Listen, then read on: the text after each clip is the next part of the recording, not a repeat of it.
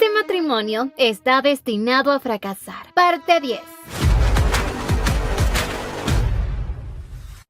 Carsten finalmente se iba a encontrar con el pasado de Inés, con Emiliano, un hombre con una presencia gentil. Así observaba lo que actualmente estaba esculpiendo Emiliano, pero pronto Carsten le preguntó si él acaso tiene conexiones con Calstella. Quizás hace 4 años, cuando llegó de tan lejos a Oli García para ofrecer una medalla que ni siquiera estaba a la venta. Y agregó: también estuviste en Pérez, ¿verdad? Emiliano a esto último le dijo que no, nunca ha ido a ese lugar. Carsten sabía que Emiliano pretendía hablar solo del presente, pero Carsten quería saber si él recuerda su vida con Inés, de hace 8 años cuando ella tuvo 16, o de hace 4 años cuando Inés de 20 estuvo con él, pero estaba seguro. Emiliano sí conoce Pérez, pues hace 8 años en la vida pasada de Inés, la hija de Lestina estuvo comprometida con el príncipe heredero. Faltaban solamente 100 días para la boda y ahí conoció a aquel asistente de pintor que había llegado a retratarla, el hombre que luego se la llevó, Emiliano. Carsten pensaba, si acaso en esta vida también se conocieron así, pero aún así Inés decidió elegirlo a él.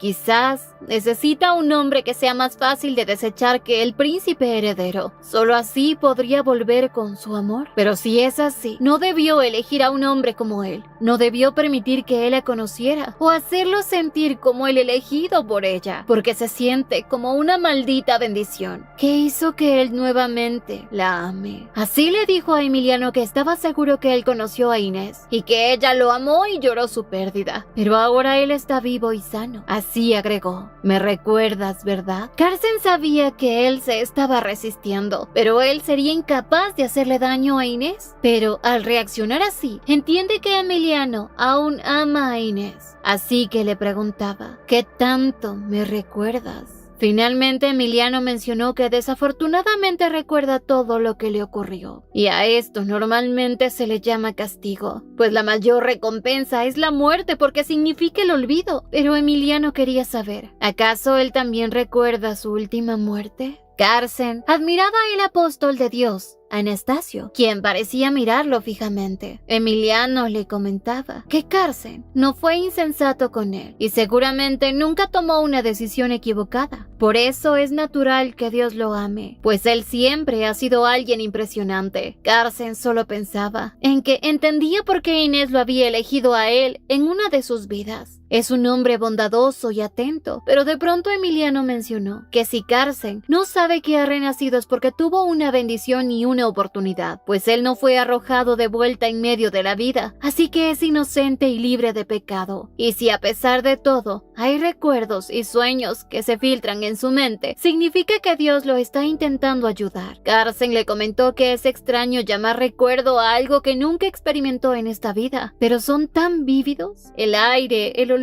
es como si estuviera en ese lugar, pero de golpe desaparece de su mente y cuando alguien intentó matarlo en esta vida, sintió que era algo que ya había experimentado en otra. Y la imagen de Sevilla invadió su mente en ese momento y entonces recordó ver morir a Emiliano. En sus memorias dice cosas que nunca ha dicho. Incluso al estar con otras personas siente un déjà vu. Recuerda a Inés como consorte de Oscar y Oscar le habla de su futura esposa. Tarde entendió que Oscar hablaba de Inés. Lo extraño es que en su recuerdo sabía que Inés se iba a casar con Oscar de 17 o 18 años. Así el recuerdo de su desesperación se volvió vívido y no entendía el porqué de su frustración. Si en sus recuerdos Inés ni siquiera le gustaba tanto. Al recordar todo fragmentado pensó que debería estar loco. Incluso la primera vez que recordó el rostro de Emiliano fue tras mirar un cuadro de Sevilla. Y hoy, al verlo aquí en Bilbao, era la prueba de que en realidad él no está loco y todas esas visiones delirantes son reales. Así pensaba en el recuerdo. Ver a Inés con un niño entre sus brazos. Y aunque no podía recordar a detalle todo, la La respuesta a su pregunta ahora era clara, porque estaba frente al hombre que Inés amaba. Emiliano se acercó a Carson y palidecía al saber que Carson recordaba todo, pues él lloraba. Ya que esa Inés con su hijo le preguntó a Carson si había venido a matarla y si Oscar aún la necesita, que no debería tocar a su esposo o a su hijo, pues si mata a su familia entonces tendría que arrastrar su cadáver hacia Oscar. Carson solo recordaba ver la desesperación en Inés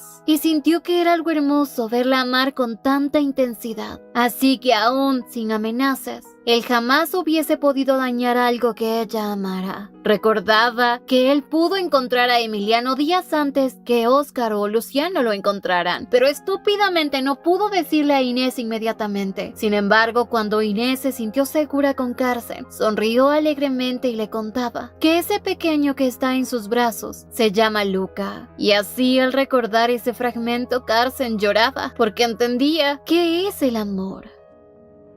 Al cabo de poco tiempo, Carson abrió sus ojos y se dio cuenta de que se había desmayado en la sala de oración. En eso vio a Emiliano a su lado, quien le comentaba que seguramente a Inés también le pasó lo mismo que a él. Carson mencionó que ¿cómo lo sabe? Y Emiliano terminó riéndose, pues al parecer es verdad que las parejas al estar mucho tiempo juntas empiezan a parecerse. Carson solo pensaba, ¿acaso él no me odia? Pero sabía que aunque él siga amando a Inés, nunca se verán a la cara. Inés sabe dónde está Emiliano y nunca intentó acercarse a él. En eso Emiliano comentó que Inés no tuvo la misma suerte que ellos dos. Es decir, no tuvo la oportunidad de renacer y olvidarlo todo. La vida de Emiliano había empezado desde el comienzo, desde cero. Mientras que Inés nunca renació en este mundo. Ella solo repite ciertas partes de su vida como alguien que no puede despertar de una miserable pesadilla. Así recordó cuando Inés, en la vida en la que fue su esposa, mencionó que piensa estar loca. Creía que todo lo que estaba viviendo era un sueño y si era así no quería despertar, para no volver a estar en ese lugar tan sucio y despertarse viva en el palacio. Tenía miedo de que ella no haya muerto en ese entonces. Emiliano le contó a Carson que hubo momentos en que no pudo entender a Inés. Ella le contaba cosas como si fueran cosas del pasado, pero en realidad eran cosas del futuro. A su vez escuchaba que para ella fue una suerte haberlo conocido apenas abrió sus ojos de nuevo, porque si no, la hubiesen vuelto a atar a un terrible destino. Sin embargo, Emiliano hoy quería saber si él recuerda haberle salvado la vida 2 veces. Carson recordaba solamente haberlo salvado en Sevilla, pero él se había negado a acompañarlo y se fue por su cuenta. Emiliano se disculpaba por haber rechazado su favor, pero recuerda que esa fue la última vez que murió. Tras morir el apóstol de la resurrección, Anastasio, le dijo que había una muerte para la cual él estaba preparado. Mencionó que se desvió de la voluntad de Dios y por eso no vivió una vida plena. Carson le preguntaba, ¿entonces todos aquellos que murieron injustificadamente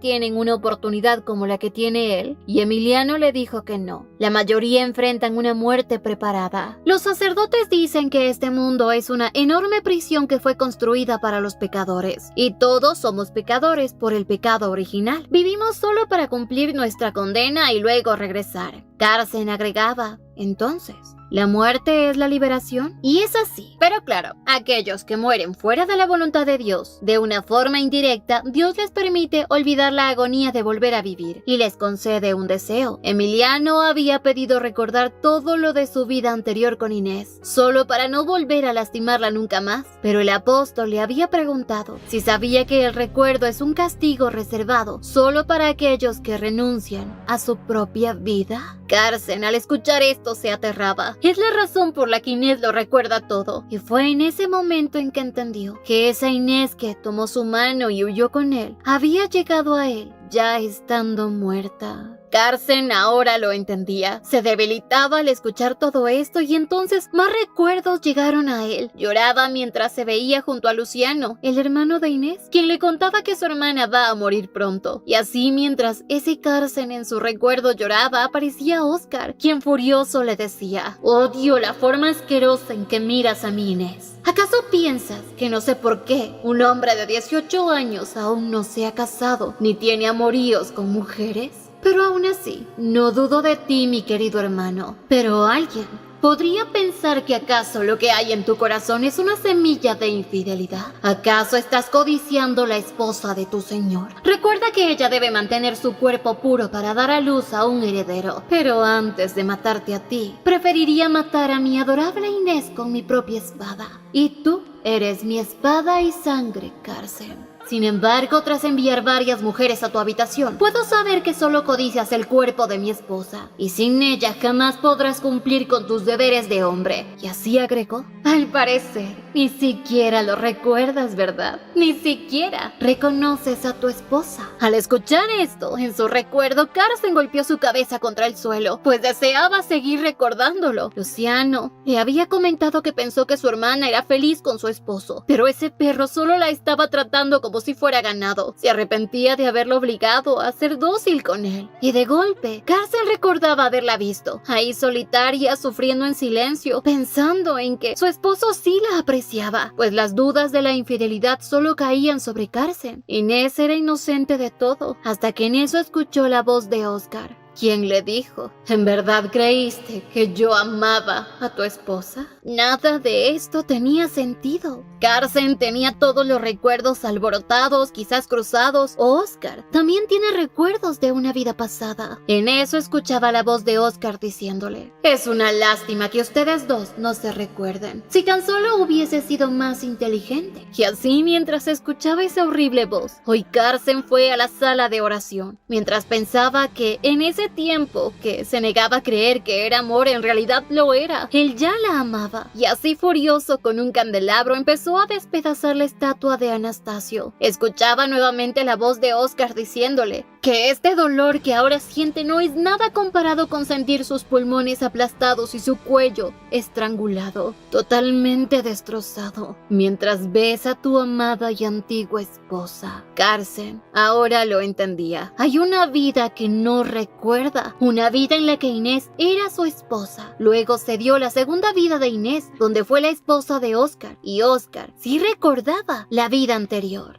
Carsen ya no podía recordar nada más, pero sabía que desde ese momento y mucho antes, él ya amaba a Inés. Emiliano, al verlo destruyendo todo, estaba aterrado, le pedía parar. La destrucción de símbolos religiosos es considerado peor que un asesinato, pero Carsen solo quería recordar cómo murió Inés en Mendoza. Ni siquiera recordaba qué ocurrió luego de la muerte de Emiliano en Sevilla. Emiliano le pedía pedir esos recuerdos con oración, pero Carsen ya había orado y mucho, y solo al ver ese maldito collar es que pudo obtener una respuesta y verse a sí mismo como un futuro traidor. Así seguía destruyendo la estatua. Emiliano logró detenerlo porque, aunque la familia Escalante es muy fuerte, no podrá escapar de esto. Sin embargo, para Carsen esto solo era tiempo y dinero. Además, había aceptado un castigo por adelantado y mostraba la herida de su frente como algo heroico, y le aclaraba que aunque ellos no puedan ver a Dios, seguramente Él estaba observándolos. En eso vieron una palabra tallada en el pie del apóstol destruido: Anistemi, que significa levantarse de nuevo, restaurar. Y sorprendentemente Carsen, que no es un sacerdote, conocía el idioma antiguo, y mientras destruía la estatua decía: el día en que la imagen sagrada del templo sea destruida, los apóstoles de la guerra descenderán sobre la tierra. Vaya oráculo. Emiliano pensaba que él es un apóstol, pero Carsen quería conocer al apóstol de la resurrección, pues quería respuestas. Carsen sangraba y Emiliano sabía que esa herida es delicada. Veía su desesperación en la mirada, tanto que parecía salirle sangre de sus ojos, y notó las verdaderas intenciones de Carsen, intenciones de matar.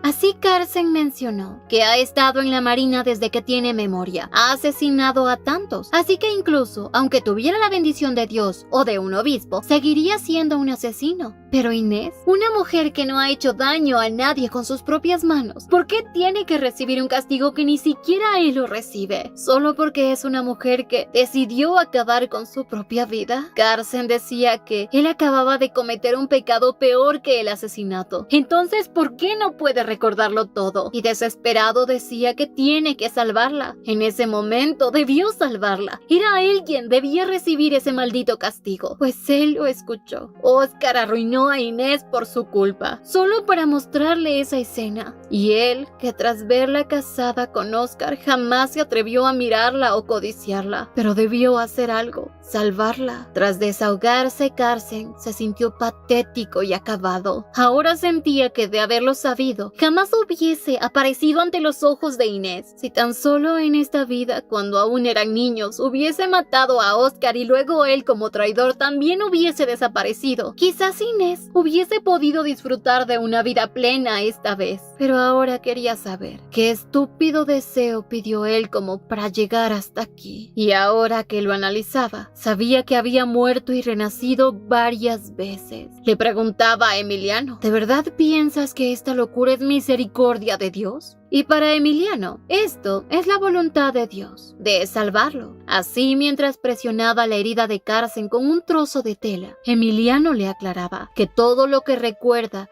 que aunque no es todo, le ha dado algo, una furia que antes no existía. Ahora lo que debe hacer es no dejarse tentar por el conocimiento, ni mucho menos por el pecado o el dolor. Solo así podrá rescatarla, sacar a Inés del pantano en el que está hundida, y a su vez salvarse él mismo. Carson le contaba a Emiliano que en realidad fue él quien empujó a Inés a ese pantano. Pero para Emiliano no es así. Hoy se ha dado cuenta de quién es el diablo. Obtuvo respuestas. Y así, el miedo que Carson sentía, gracias a las palabras de Emiliano, se transformaron en esperanza. Pensaba quedarse con Inés solamente hasta solucionar todo este lío. Al mismo tiempo sentía que Inés aún ama a este hombre que está frente a él, y por alguna razón eso ya no lo pone triste. Así le dijo a Emiliano que él se encargará de entregarle el mundo entero a Inés. Y Emiliano decía que él jamás lo consiguió, pero Carson, junto a su gran humildad, dijo que él sí lo hará. Pero en sus pensamientos, pensaba que ojalá hubiese podido decirle a Inés que el hombre a quien ama era digno de ese amor, y su hijo era igual de precioso que ellos dos. Así le dijo a Emiliano que él se va a divorciar de Inés. Más tarde Carson despertaba. No tenía ni idea de lo que ocurrió. En eso, un sacerdote que lo cuidaba se acercó y le contó que él había perdido mucha sangre. Lo habían tenido que traer a la habitación de doctrina. Carson sabía que por su pecado no merecía este trato, pero el sacerdote agregó que lo habían curado, pero tiene que cuidarse por un tiempo. Tras eso, este sacerdote se fue y Carson tenía tanto en qué pensar. En eso vio el libro de las Sagradas Escrituras, abierto justamente en un apartado que menciona que hay personas malvadas que viven mucho tiempo a pesar de sus malas acciones. En eso recordaba una misa muy breve oficiada por el capellán militar a bordo de un barco durante la guerra de hace muchos años. Los bendecía bajo oraciones, leyendo las escrituras para darles sabiduría, leyendo que nadie tiene el derecho de reclamar el día de su muerte. Y en eso recordaba un poco el rostro de aquel sacerdote que los bendecía. De golpe, el arzobispo Claudio llegaba emocionado de verlo despierto. Al verlo, Carson recordaba al capellán y no era un anciano. Ese hombre era... En eso el arzobispo sujetó la mano de Carson con emoción, pues entendía que el poder de Dios a veces no diferencia entre sus siervos y sus no siervos, y feliz decía que era de esperarse. Fue la Marina quien originalmente protege a Ortega, y ni Carson ni yo entendemos qué pasó, hasta que el arzobispo mencionó que aprovechando la ausencia de los caballeros sagrados, herejes malvados se infiltraron rápidamente en el nuevo templo. Si el señor Escalante no hubiese estado ahí, nadie los hubiese podido detener. Así que el hecho de que él permaneciera ahí hasta la noche muestra que Dios tenía un plan santo para él. Dios envió al apóstol de la guerra para que actuara a través de su cuerpo. Obviamente para Carson este viejito está... Pero para el arzobispo, Carson protegió bien a las estatuas de los 7 apóstoles restantes. Más tarde, pudo entender qué ocurrió. Emiliano llegó a visitarlo y esperaba que ya haya entrado en razón, pero Carson quería saber. Habló de su acto como un pecado imposible de perdonar y luego divulgó al mundo algo muy distinto a lo que ocurrió. Emiliano lo llamaba San Carsen. Suena bien, ¿no? Pero para Carsen, por esta mentirota, estaba asegurando su entrada al infierno. Aunque Emiliano le aclaraba, no mintió del todo. Él estaba castigando a los paganos. O sea, se castigaba a sí mismo. Se golpeó fuertemente y pudo haber hecho algo más que solo romper una estatua. Pero al final se detuvo. Además, él es el esposo de Inés. Sin embargo, Carsen quería saber si él escuchó sus últimas palabras antes de desmayarse. Así Emiliano recordaba cuando Carsen le dijo que ahora desea ayudarlos, a Emiliano y a Inés, comprarles un título noble y que dejen de ser ciudadanos de Ortega, comprarles el castillo de Baloquia, un lugar digno para Inés, pues quería hacer lo que no pudo hacer antes en Sevilla. Sería como un regalo para su matrimonio. Y ¡pum! Se fundió el hombre. O sea, se desmayó. Emiliano realmente ni le había prestado atención. Todo sonó tan absurdo, lo llamaba loco. Pero Carsen mencionaba que de todas maneras, él e Inés se van a divorciar, tal como lo desea Inés. Solo estaba intentando darle la oportunidad perfecta que antes no tuvo. Emiliano le preguntaba si acaso Inés lo odia, y Carsen le dijo que no. En realidad, ella lo ama, pero no es el tipo de amor o deseo que tuvo hacia Emiliano. Pero para Carsen era un honor haber recibido el afecto de ella. Pensaba que jamás la dejaría ir. Hubiese fingido que él no sabe nada y aferrarse a ella. Pero sería un gran problema si él llega a morir. Pues para Inés ya era suficiente tener a un esposo que murió joven. Además, Inés todavía es muy joven como para que la familia Belestena la case de nuevo. Si él muere, Inés quedaría vulnerable, más porque ella no tiene ningún hijo de Escalante. Así que era mejor seguir con el plan de Inés. Carsen ahora lo que deseaba es que Inés se vuelva a casar, pero con alguien que la ame. Además, esta vez Oscar va a desaparecer con él. Él quería volverse un traidor del imperio, y para Emiliano esto no es justo para nadie. Carsen le contaba que aún tiene batallas por ganar. Necesita más poder militar, y así separarse por completo, tanto de Inés como del derecho de sucesión de los Escalante. Así que definitivamente, él iba a vencer esta vez. Por eso esperaba que durante ese tiempo quien esté junto a Inés sea él. Pues si Emiliano rogó tanto a Dios para recordarlo todo y luego llevó ese collar a Castella justo en el año en el que murió, significa que no deseaba verla, pero sí deseaba que ella lo encontrara. Emiliano, sonriendo, preguntó: ¿quieres que nos casemos?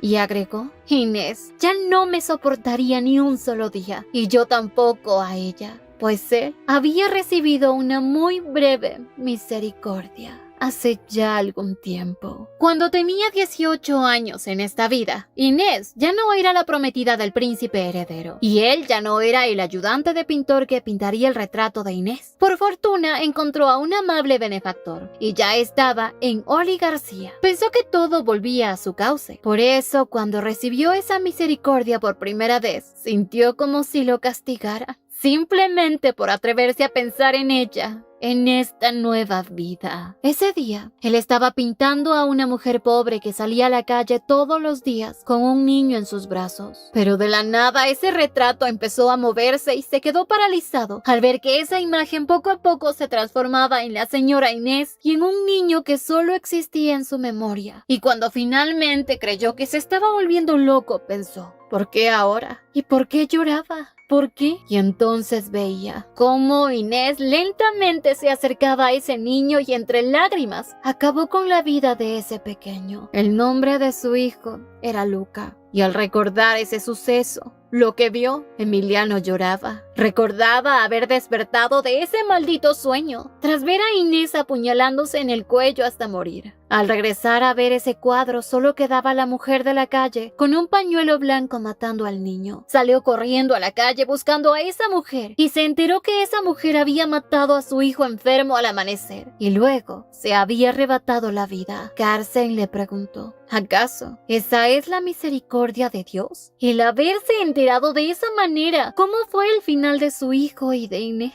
Algo que jamás hubiese podido saber. Pero para Emiliano, sí, era misericordia. Porque si no hubiese sido por aquel amanecer, jamás habría conocido el sufrimiento de Inés. Nunca habría sabido que con su insignificante decisión de liberar a la señora Inés de él, el único que se liberó fue él. y hubiese vivido en paz sin saber el final de ellos dos. Pero no imaginaba que Inés nuevamente viviría otra vida sin poder olvidar, recordando la muerte de él y la muerte de su hijo. Le contó que ese medallón de olivino fue como la primera prueba de amor que Inés le dio. Había vendido la cadena de oro hace mucho, pero valoró el medallón hasta el final. Sin embargo, tuvo que venderlo tras el nacimiento de su hijo y recordaba haber llorado al vender ese medallón. Le contaba a Carson que Inés debe tener el collar original y que ese medallón en el tabeo es una falsificación que él mismo hizo. Tenía la esperanza de que Inés jamás recuerde su vida con él y que todo lo que él vio se quede en un simple delirio. Por eso deseaba que nunca lo encontrara. Pero si todo lo que vio en su sueño es verdad y ella lo encuentra, tenía que contarle, tenía que decirle que ella no tiene la culpa de nada, porque quien había matado a ese niño en realidad fue él. Porque sí, él amaba a su hijo, pero si él iba a poner en aprietos a Inés, prefería que muriera con él. Carson, al escuchar a Emiliano, sabía que él es un hombre que vive castigándose, que ni siquiera puede perdonarse a sí mismo, y Emiliano solo recordaba su antigua vida. Le había dicho a Carson que si él pudiera volver en el tiempo, desearía que Inés hubiese conocido a un hombre noble y fuerte como Carson, y él incluso pensaba irse lejos con ese niño. Pero Carson no, interrumpiendo su pensamiento, le preguntaba: ¿puede entregarle el medallón a Inés? Emiliano le dijo que no, que lo haga cuando ella confíe en él y le cuente su dolor. Ahí debe decirle que su Luca era sumamente bueno y por eso fue liberado temprano del sufrimiento de la vida, y que Emiliano jamás la culpó en lo más mínimo. Y así, tras varios años de trabajo, Emiliano por fin había encontrado y comprado una cadena de oro igual a la original. Entregándoselo a Carson, le decía que finalmente alguien como él hará que la señora Inés vuelva a ser ella misma. Tras irse Carson, Emiliano vio el cuadro del puerto de Castella, Sevilla, y a su vez oraba: si realmente Carson ama tanto a Inés como para morir por ella, entonces debería mejor vivir a su lado. Así que no cometas el mismo error que yo. Y así Carson se fue de ese lugar con el collar que Emiliano le entregó.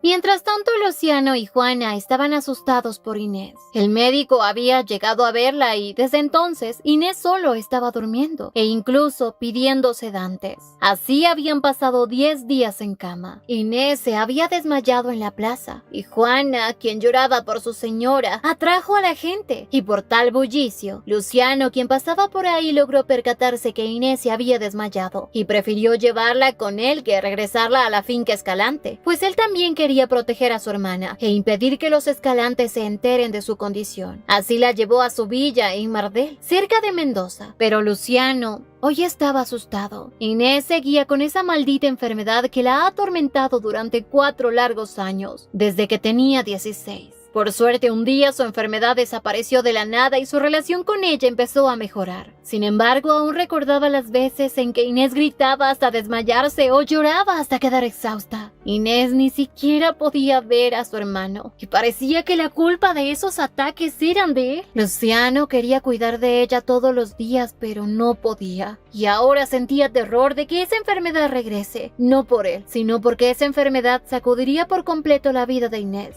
Y apenas cuando Inés vuelve a sonreír. De la nada, Inés se levantaba, llamaba a su hermano por su nombre y él feliz le sonreía. Inés lucía bien y decía haber querido dormir un poco más. Luciano le contó dónde se encuentran y que su madre sabe dónde está ella. Le había dicho que ella volvió a enfermar y se quedó en silencio, pues obviamente la madre de Inés odia cuando Inés está enferma. Inés, tras escuchar esto, feliz le contaba a su hermano que está mejor. Le pedía decirle a su madre que ella sigue con él, pero ella pensaba ya regresar a Castella.